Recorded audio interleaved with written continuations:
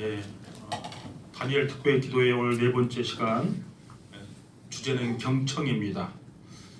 지금 여기 보시면 아시겠지만 주제가 새 기도 응답하고 예수님 닮기입니다. 그러니까 초점을 이 두 가지의 초점을 맞추십시오. 그러니까 내가 새 하나님 앞에 이루고자 하는 소원들이 있어요. 그게 여러분 큰 거 안 해도 상관없어요. 막 이 민족을 위해서, 세계 선교를 위해서 이 기도 안 해도 상관없어요. 내 가정의 소원들 있어요. 내 자녀의 문제들, 그거 얼마든지 주님은 다 응답하세요. 그러니까 내가 정말 이번 한 해 내가 이것을 좀 이뤘으면 좋겠다. 나중에 기도가 이제 믿음이 커지면 점점 확장이 돼요. 그러니까 그 생각하지 말고 지금 내 믿음 안에서 내가 가장 바라고 소원하는 거, 그거 놓고 기도하면 돼요. 그러니까 나는 무슨 날마다 나는 이런 기도만 하나 이렇게 생각하지 마세요. 저를 생각해 보면 저도 오랫동안 10년 이상 동안은 제 기도가 제 가정 밖을 벗어난 적이 없어요. 늘 우리 가정의 기도하다가 어느 순간 되니까 10년이 넘어가고 기도가 넓어지니까 그때서 비로소 조금 기도 범위가 넓어졌지 처음부터 넓어지지 않아요. 그러니까 내 올해 소원하는 제목 놓고 기도해 주시고, 지금 21일 동안 계속 예수님에 대해서 지금 예수님이 어떻게 살아시는지를 보고 있어요. 그러니까 내가 21일 동안 내가 조금이라도 주님을 닮아갈 수 있으면 좋겠다, 그런 거룩한 마음을 가지고 계속 이 말씀을 들으면 좋겠습니다. 누군가가 말하기를 인간이 말을 배우기까지는 2년이면 족하고, 그런데 듣는 것을 배우기까지는 80년이 걸린다고 말했습니다. 그 말은 경청의 습관은 평생 동안 우리에게 학습이 필요하다는 말이죠. 우리가 진정한 경청을 하는 순간 우리의 인생은 그때부터 기적을 경험하기 시작합니다. 오늘 우리가 읽었던 이 본문은 예수님의 경청의 기적을 우리에게 보여주고 있습니다. 오늘 예수님에게서 우리가 경청의 습관을 구체적으로 예수님에게 있어서는 어떤 의미를 갖고 있는지를 같이 배우고자 합니다. 첫 번째 경청은 머물러 서서 이웃에게 집중하는 것입니다. 오늘 우리가 본문을 읽었지만요, 이 본문은 여리고 도성에서 있었던 내용이죠. 도움을 필요로 했던, 앞을 잘 보지 못한 시각 장애인이었던 바디메오, 헬라말로 앞에가 바 그러면 아들이라는 뜻이에요. 디메오 말은 디메도의 아들, 그런 뜻이에요. 그러니까 앞에 설명이 나와있죠. 디메데오 아들이라고. 그 앞에 우리 성경 읽을 때 이름이 나올 때 앞에가 바 나왔으면 그 뒤에가 누구의 아들이다 이렇게 이해하시면 쉬워요. 그러니까 디메도의 아들, 그 사람은 앞을 보지 못한 시각 장애인이었어요. 예수님이 지나가니까 뭐라고 말했는가 하면 나를 불쌍히 여기소서 이렇게 소리쳤어요. 사람들은 그의 외침을 그냥 단순히 시끄러운 소리로만 생각했어요. 그러자 48절을 보니까 이렇게 말하죠. 사람들이 꾸짖어 잠잠하라 그랬어요. 사람들은 그 외침을, 그의 간절한 소원을 듣지 못한 거죠. 그러니까 왜 소리를 시끄럽게 질러 그러면서 지금 꾸짖는 거죠. 그때 이 사람은 또 한 번 이렇게 외쳤습니다. 나를 불쌍히 여기소서. 그러자 49절에 예수님의 반응이 나옵니다. 예수님 어떤 반응이에요? 예수께서 머물러 서셨어요. 이것이 바로 경청의 자세입니다. 여러분, 경청은 이웃의 소리를 듣기 위해서 그 자리에 머물러 서는 거예요. 여러분, 여기서 이웃이 누굴까 여러분 생각해보면 이웃은 다양할 거예요. 제가 늘 강조하지만 우리에게 가장 가까운 이웃, 아내와 남편이에요. 우리 자녀들이에요. 확장시키면 교회 가족들이에요. 또 내 가까운 이웃이 될 수 있겠죠. 근데 우리가 늘 생각할 때, 저는 이제 가정사역자니까 그런가 몰라도 늘 이웃 그러면 저 먼 데서 찾지 마세요. 뭐 교회 안에서도 누굴 찾지 마시고 늘 내 이웃 그러면 내가 나와 가장 가까운 먼저 아내와 남편을 떠올리셔야 돼요. 아내와 남편이 지금 오늘 바디메오처럼 나에게 길을 한번 기울여 달라고 마음에 소리를 치고 있는데 나는 아무 머물러 서지 않고 그냥 지나가 버린다면 어떻게 될까? 제가 이 설교 준비하면서 제가 많이 회개했어요. 제가 올해 담임 목회 7년째 끝나고 8년째 들어갔는데요. 사실 7년 동안 제가 목회하면서 교회에서는 뭐 최선을 다한다고 목회를 했는 건 몰라도 남편으로는 빵점이었어요. 아내가 퇴근해서 여보 이야기 한번 하자 이렇게 하면 제가 머물러 서서 그 이야기를 오늘 이 말씀처럼 머물러 서서 듣질 않았거든요. 내일 아침에 새벽기도가 저한테는 급한 거죠. 그 시간은 새벽기도 준비해야 되니까 아내는 퇴근하면 남편하고 좀 이야기를 하고 싶은 마음이 있지 않겠어요? 근데 이야기 듣죠. 듣지만 내 신경은 온통 설교에 있기 때문에 그냥 거슬러 가는 거예요. 그 제가 7년을 지나면서 제가 엄청나게 회개했어요. 사실은 엄청 고민까지 했어요. 제가 사역을 계속 해야 되나 할 정도까지 고민할 정도로 제게는 굉장히 큰 문제였어요. 근데 여러분 하나님은 좋은 목회자를 교회에 보내주십니다. 그러니까 제가 아니더라도 얼마든지 좋은 목회자가 올 수 있겠죠. 근데 좋은 남편은 제가 혼자밖에 없어요. 그러니까 제가 다양한 생각까지를 했어요. 여러 가지 다 말씀드릴 수는 없지만 여러분은 어떻습니까? 내 아내의 소리, 내 남편의 소리 여러분 머물러 서서 여러분 듣습니까? 여러분 우리는 한자 세대니까 대학교 84학번 대학교 가니까 정보책은 전부 다 한자가 나왔어요. 우리는 한자에 조금은 그래도 좀 익숙해요. 물론 지금 다 잊어버렸지 않습니까? 여러분 들을 청자 여러분 한자 혹시 기억나십니까? 왼쪽에 보면 귀이변이잖아요. 그 위에 열심자 쓰고 눈목자가 나오고 밑에 마음심자가 돼 있잖아요. 그러니까 들을 청자는 귀로만 듣는 게 아니고 오른쪽을 보세요. 눈목이 있고 마음이 있는 거예요. 단순히 귀로 듣는 것이 아니고 눈으로 듣는 거고 마음으로 듣는 것이 들은 거예요. 그러니까 옆에서 여보 이야기 좀 합시다 그러면 귀가 들렸다고 듣는 거 아니죠. 내가 막 걸음을 딱 멈추고 했던 거 다 내려놓고 눈을 맞추고 마음으로 들어야 진짜 듣는 것이 아니겠습니까? 제가 그걸 7년 동안 못했어요. 가정사역자로 한 제가 그걸 제가 너무 못해가지고 사실 7년째 사역을 돌아보면서 제가 굉장히 그 회개한 것 중에 하나예요. 그래서 내 온 존재를 동원하여 상대방에게 내 자신을 내어주는 행위가 우리에게 필요한 거죠. 본문에서 예수께서는 길 가시다가 머물러 왜 서셨을까? 딱 하나예요. 그 맹인에게 관심이 있기 때문이에요. 관심이 있으면 듣게 돼요. 사랑이 있었기 때문이에요. 왜 상대편의 소리를 내가 안 듣게 되는가? 관심이 거기에 없는 거예요. 사랑이 없기 때문에 듣지 못하는 거예요. 그러니까 지금 배우자의 신음소리가 끊임없이 나에게도 울리고 있는데 저처럼 혹시 여러분 듣지 못하고 있지는 않는지 돌아보셔야 합니다. 신학자 폴 틸리히는 사랑의 첫 번째 의무는 경청하는 것이다 이렇게 말했습니다. 사랑은 이웃의 작은 신음소리에도 귀를 기울이는 것입니다.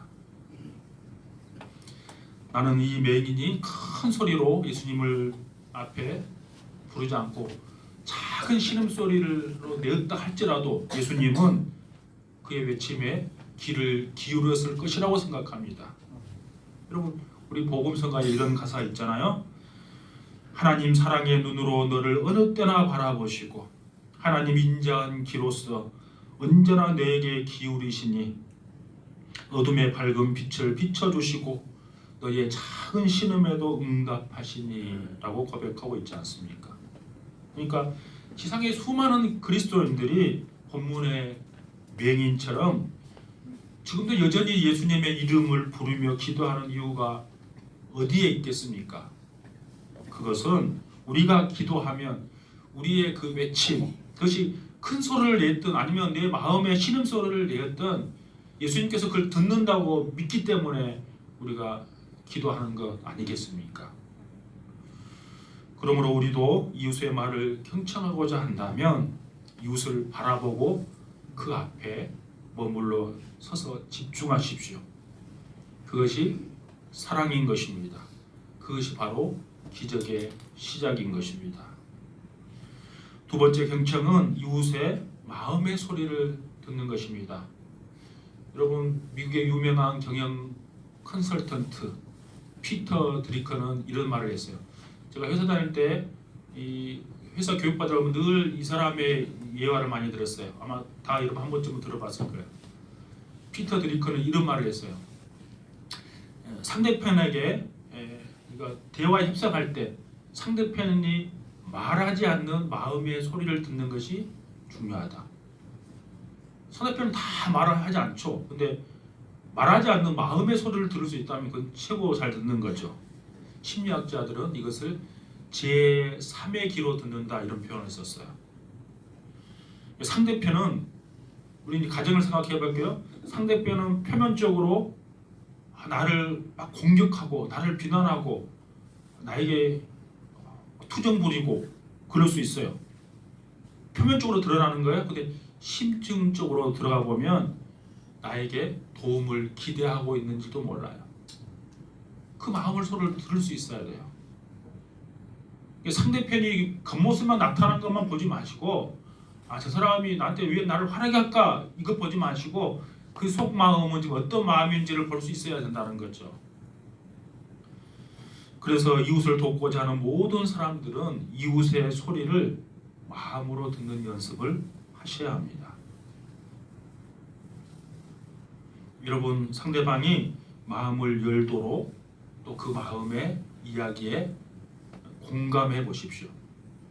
그것을 이제 우리 상담 용어로 공감적 경청이라 그래요.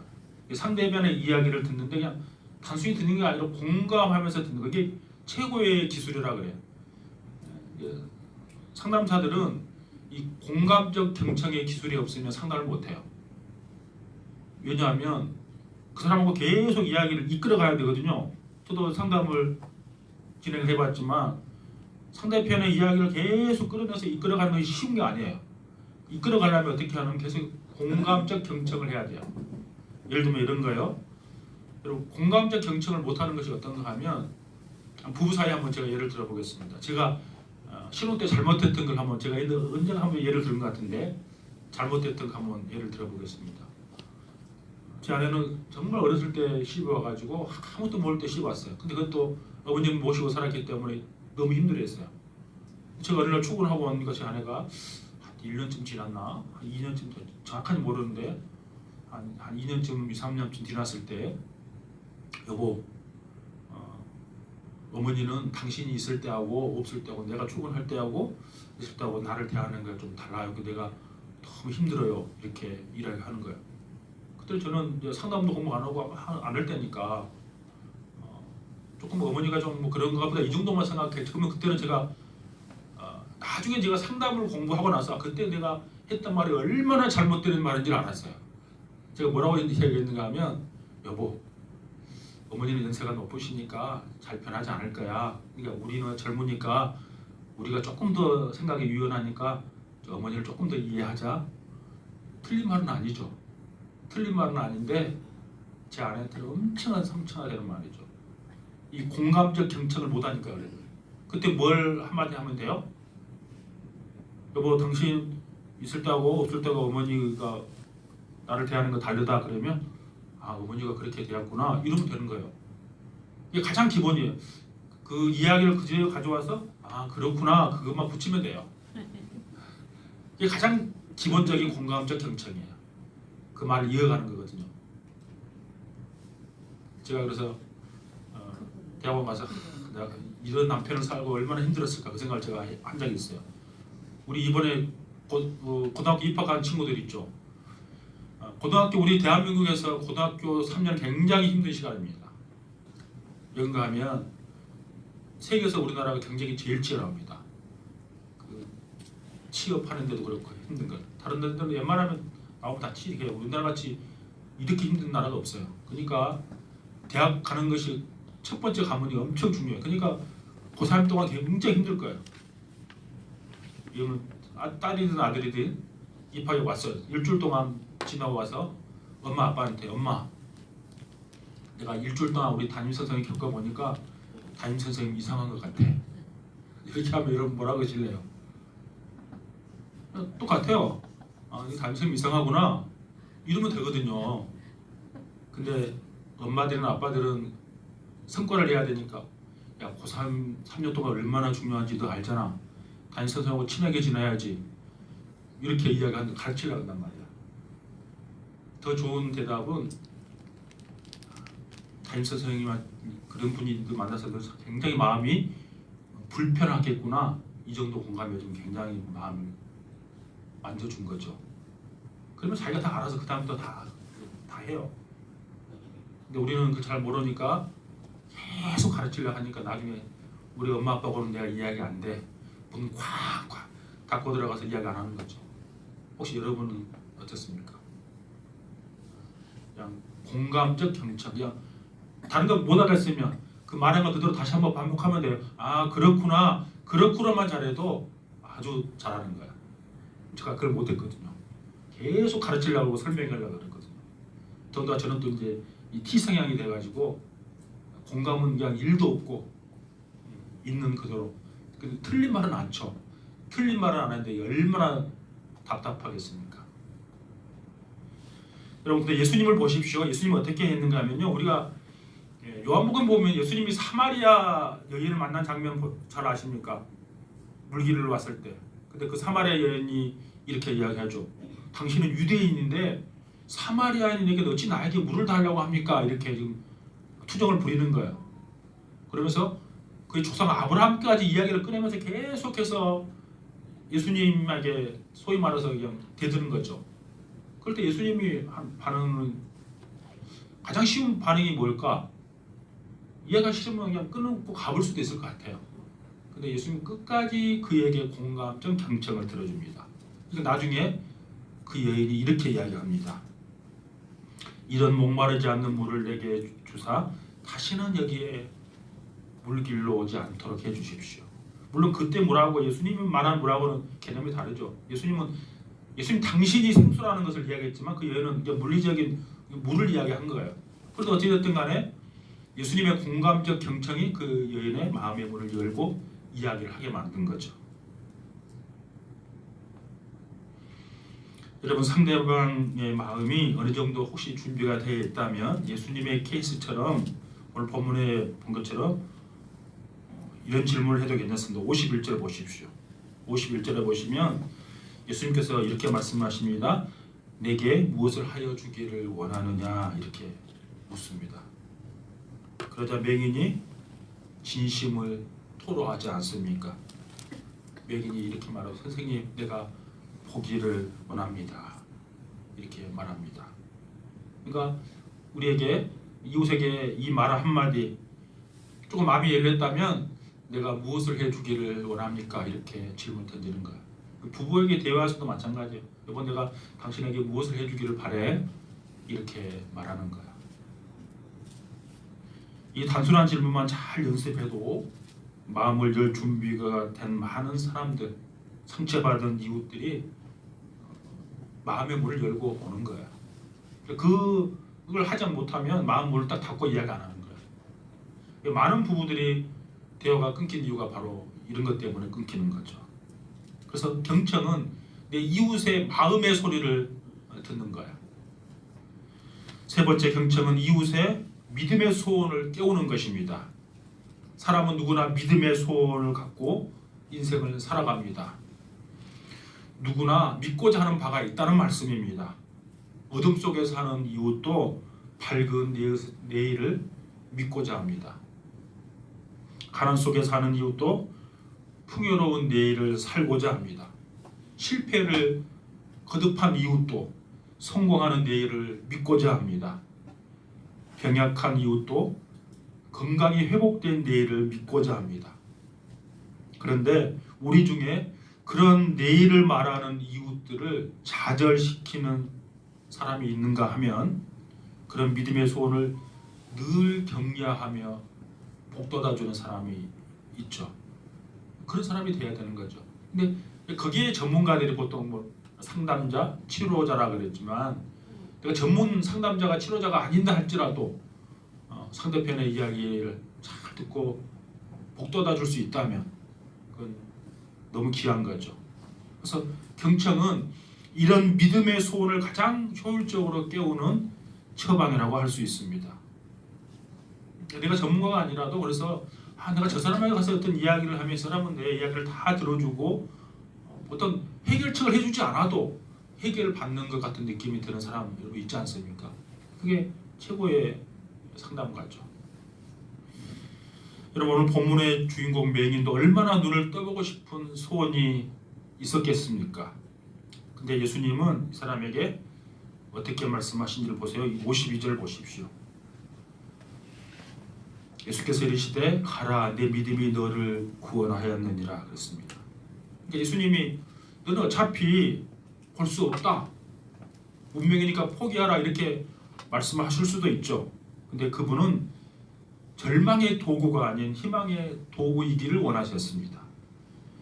좌절의 도구가 아닌 재기의 도구이기를 원하셨어요. 그래서 희망의 메시지를 전합니다. 치료의 메시지를 전합니다. 구원의 메시지를 전합니다. 복음의 메시지를 전합니다. 그래서 어떤 일이 일어났습니까? 52절 보십시오. 52절에 보시면 그가 곧 보게 되어 예수를 길에서 따르니라. 예수를 길에서 따랐다는 말은 그의 제자가 됐다는 말이에요. 놀라운 말이에요. 경청이 그를 예수의 제자가 되게 한 것입니다. 경청이 그의 눈을 열게 한 것입니다. 경청이 그의 잠자던 믿음을 일깨워 믿음의 사람이 되게 한 것입니다. 경청이 그에게 기적을 선물한 것이죠. 여러분 카라 노레스라는 사람이 있는데요. 그 사람이 한 말 이런 말을 했어요. 가정사역자인데요. 아마 이건 여러분 한번 다 들어본 적 있을 거예요. 사람이 당신에게 준 충고는 기억하지 못할 수도 있습니다. 그런데 사람이 당신이 다른 사람에게 준 그 경청 그것은 결코 잊어버리지 않습니다. 카라 노레스가 한 말이에요. 우리는 충고하기를 좋아하는데요. 사실은 말하는 것보다 듣는 것이 훨씬 더 중요합니다. 마음을 다해서 들어줄 수만 있다면 그 사람은 저와 여러분을 기억하는 거예요. 우리가 기도하면 할수록 예수님의 사람이 깊이 경험되는 이유가 어디에 있습니까? 그분은 언제나 우리에게 귀를 기울여서 우리의 기도를 경청하시는 분이심을 우리가 경험하기 때문이에요. 그래서 오늘 이 밤에 여러분 이렇게 추운 날씨에 나와서 이렇게 온 이유가 무엇입니까?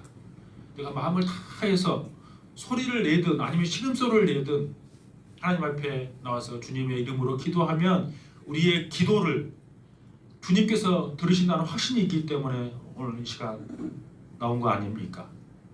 오늘 이 시간 여러분 기도할 때 그래서 내 온 마음을 다해서 하나님 앞에 간절히 기도하시고 내 기도 소리가 내 마음의 소리가 난다 할지라도 주님께서 내 기도를 듣는다는 확신을 가지고 기도하십시오. 그리고 확신으로 기도할 뿐만 아니라 또 내가 주님의 제자로서 혹시 다른 사람의 작은 신음소리도 내가 듣고 그에게 내가 작은 도움을 주는 사람으로 세워줄 수 있는 그 소원도 함께 갖는 저와 여러분 다 될 수 있기를 축복합니다.